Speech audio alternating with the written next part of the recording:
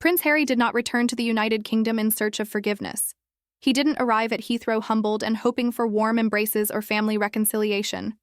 His visit was calculated, clinical, and transparent to anyone watching closely.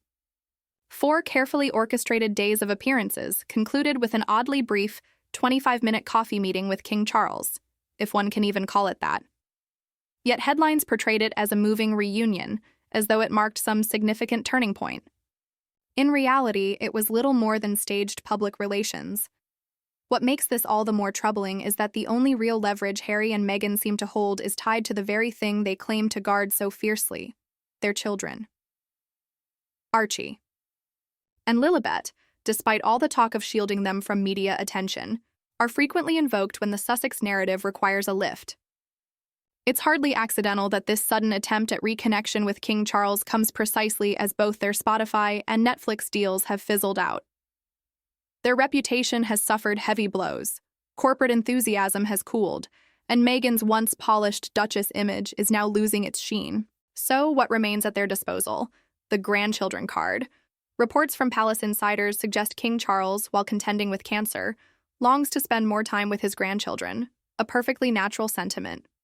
What is startling, however, is the perception that Harry and Meghan may be using that emotional vulnerability as leverage. For what purpose? Perhaps enhanced security, perhaps media protection, or perhaps both. Either way, framing it as a gesture of love and reconciliation is disingenuous. Here's what we know. The encounter between Charles and Harry was fleeting, about 25 minutes according to Lady Colin Campbell. It wasn't private, nor did it involve heartfelt conversations or embraces. At best, it provided just enough material to issue a polite statement about Harry being glad to return to the UK. But let's be frank. The man who has spent 6 years criticizing Britain in interviews, memoirs, and documentaries now wants us to believe he's nostalgic for it. And what was truly gained from this meeting? Nothing beyond headlines. This was never about repairing bonds. It was about appearances. Charles, weakened by illness, likely permitted it not out of a desire for reconciliation, but because he is acutely aware of his legacy and the public's gaze. That meeting wasn't about reconciliation, it was about contingency planning. A sobering reminder that the crown doesn't last forever. And here's where things turn slippery. Instead of flying quietly into Balmoral with the children, like any ordinary family gathering would, Harry arrived alone and in full view of the public. The royal family has mastered discreet logistics for generations. If Harry and Meghan truly wanted a private family visit, it could have been arranged, but that was never the point. This trip had to be performative. It had to be visible. They needed headlines. At this stage, Harry and Meghan's brand is on life support, and King Charles serves as their oxygen tank. Being seen near him is their clearest path to reviving their image. But the British public hasn't forgotten. We remember the Oprah interview, the barrage of accusations, the condescension, and the Netflix series that cast the monarchy as villains. And now we're asked to believe Harry is simply a misunderstood son longing for home? It doesn't hold up. The entire trip reeked of choreography. From the visit to the Queen's grave to carefully chosen charity appearances, every move screamed public relations campaign. Every photograph, handshake, and soundbite was calculated. It was a press tour disguised as a royal return. And when Meghan is absent, the strategy is even clearer. Handlers are working overtime to repackage Harry as an empathetic, down-to-earth figure. Yet, let's not forget, this is the same man locked in lawsuits against major media outlets still railing against the press and accusing his family of institutional cruelty. That narrative doesn't vanish in 4 days of photo ops, adding, to the tension, King Charles reportedly didn't even inform Prince William about the meeting beforehand. William only learned once Charles was already on his way to Clarence House. That isn't a mere communication lapse. It's a breach of trust. William isn't just Charles's son. He's the heir to the throne. Leaving him out suggests Charles knew his eldest would have vetoed the meeting entirely. And according to palace insiders, William almost certainly would have. Because here's the truth. No amount of vague soundbites about rebuilding trust can paper over fractures this deep. A brief sit-down and a few friendly headlines don't equal reconciliation. They equal theater. This isn't a redemption arc. It's a stalling tactic. Harry's team reportedly assured King Charles that no details of the meeting would ever surface. No leaks, no tell-all interviews, no documentary revelations, just a quiet step toward healing. But let's be honest, that's difficult to take at face value. This isn't cynicism, it's simply paying attention. When people show you who they are, believe them. And Harry and Meghan have been showing us their playbook for years. Their behavior doesn't suddenly become honorable because the press narrative shifts for a few days. The real risk is that Charles, weakened and vulnerable, is falling right into their strategy, while William and Catherine are once again left to manage the fallout. Yes, Charles is king, but he's not in full control anymore. His cancer diagnosis has altered everything. Inside the palace, the atmosphere isn't just tense, it's urgent. Staff know it. Insiders know it. Even the media, fed a carefully managed stream of updates, can't ignore the sense that time is running short. That's why this meeting with Harry feels so troubling. The press paints it as a touching father-son moment, but in reality, Charles isn't reconnecting with his son. He's negotiating under pressure. And let's not pretend this visit was spontaneous. It was planned for months. Publicists, handlers, press advisors, none of this was accidental. Every move Harry made during those 4 days was choreographed to send a specific message. From his arrival to his brief exit at Clarence's house, it was all strategy. Even the official line that Harry loved being back in the UK drips with PR varnish. It reads like a holiday brochure, not the sentiment of someone who has spent 6 years publicly criticizing the country. Meanwhile, as Harry played the part of the prodigal son, Prince William was left entirely in the dark. Learning about the, meeting only after it had begun isn't just uncomfortable, it's alarming. It suggests Charles intentionally avoided consulting his heir, knowing William would have objected. And let's be clear, William would have pushed back hard. He stopped indulging in the optics game. He's witnessed firsthand the damage. This ongoing saga has inflicted on the monarchy, and he's no longer willing to pretend everything is fine. At the heart of this is how the media is being used as a pawn. For years, Harry and Meghan waged an open war against the press. Accusations of racism, claims of harassment, lawsuits, documentaries, high-profile interviews. Yet suddenly, headlines have flipped, presenting Harry as the redeemed golden son. Why? Because, according to multiple sources, King Charles himself intervened. He reportedly contacted senior media executives and urged them to soften the coverage, hoping to protect the monarchy during a vulnerable moment. But in doing so, he may have unintentionally weakened it further. The British public doesn't forget easily. They remember how Harry and Meghan described the UK as toxic. They remember the Oprah interview, the Netflix series, the memoir. They remember being branded racist simply for asking questions. And now, they're expected to let it all go because the king has asked for a shift in narrative. That's not how public trust works. You can't erase years of division and bitterness with one staged visit and a carefully polished soundbite. What makes this even more troubling is the growing suggestion that Archie and Lilibet are now part of the strategy. A recent Daily Mail article, reportedly leaked by someone close to Charles, highlighted his longing to spend time with his grandchildren. On the surface, that sounds touching, even admirable. But it also opens the door to manipulation. If there's one tactic Harry and Meghan have mastered, it's weaponizing sentiment. They've done it before, and all signs suggest they're doing it again, using the children as leverage to soften Charles and secure concessions. Consider this. If genuine family bonding were the goal, why haven't the children been flown quietly? To Balmoral or Sandringham. The royal family has perfected secrecy when necessary.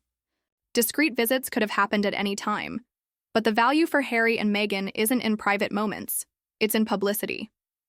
A quiet reunion doesn't generate headlines. There are no photos, no press coverage, no Netflix episodes. But a publicized reunion? That creates narrative, leverage, and a fresh wave of media capital. Grandfather battling cancer who just wants to see his grandchildren? That's narrative gold, and the Sussexes know it. And then there's Meghan, always just off stage, always deliberate. For someone who claims privacy as her highest value, she has an uncanny way of ensuring she's never truly absent from the story. Her decision not to travel to the UK was strategic.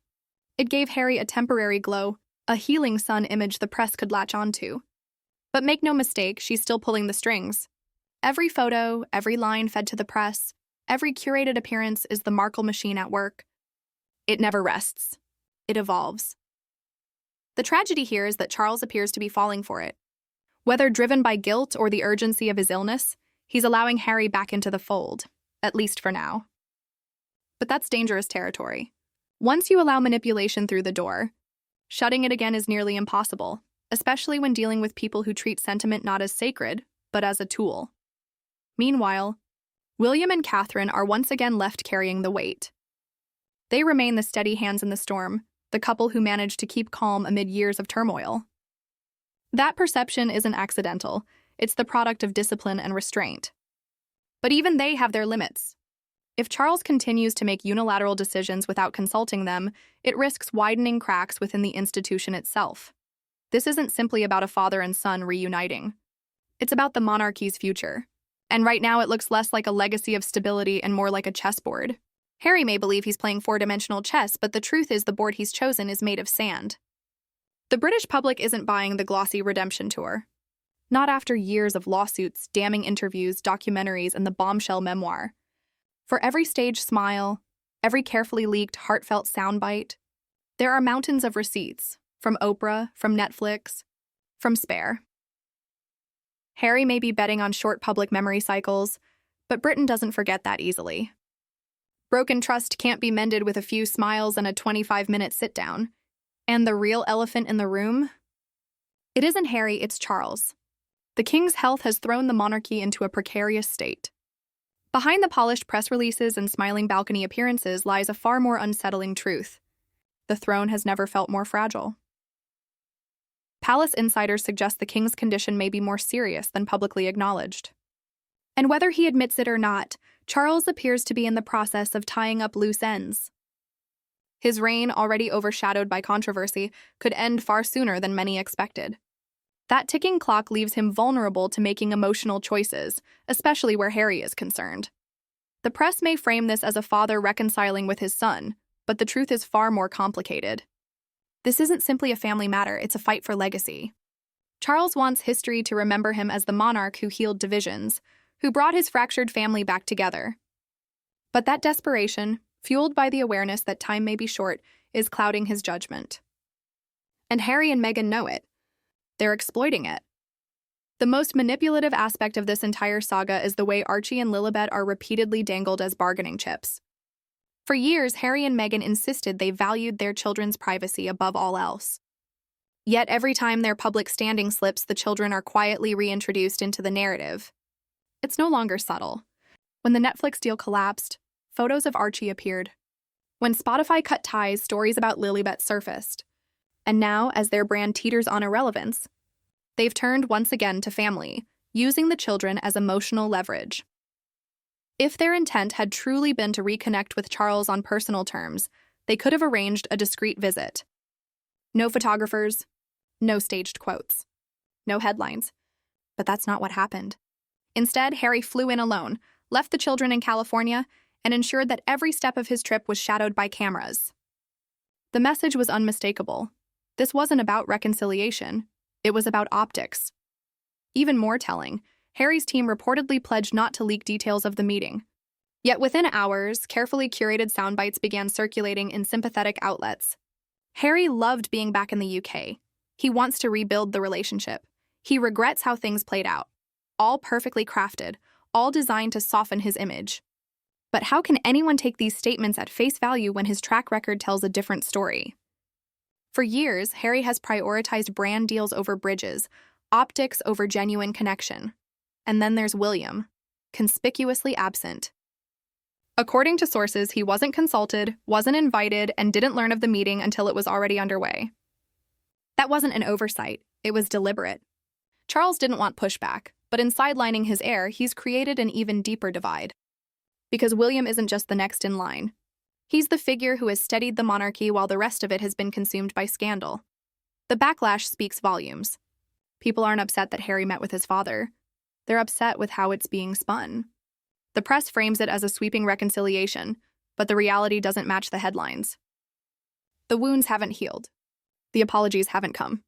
The accusations haven't been retracted. And public trust hasn't been rebuilt. Yet the narrative being pushed suggests the past can simply be rewritten with a few smiling photographs. It's insulting, not just to the royal family, but to the public that's watched this saga unfold like a slow-motion train wreck. Harry and Meghan spent years burning bridges, then seemed shocked when the welcome mat wasn't rolled out the moment they needed a boost. And Charles, perhaps too exhausted, too unwell, or too clouded by emotion, appears to be playing into their hands. What this exposes is a monarchy in crisis, not only in structure, but in morality. The line between duty and desperation has blurred. An institution once revered for its dignity and continuity now finds itself entangled in PR maneuvers and tabloid spin. It's a precarious and dangerous place for the crown to be. As for Harry and Meghan, their motives are painfully transparent. They didn't return to the UK seeking forgiveness. They came back because the American dream collapsed. The Spotify deal imploded, the Netflix projects fell flat, and their celebrity shine is fading. Now they're circling back, not to rebuild bonds, but to salvage relevance.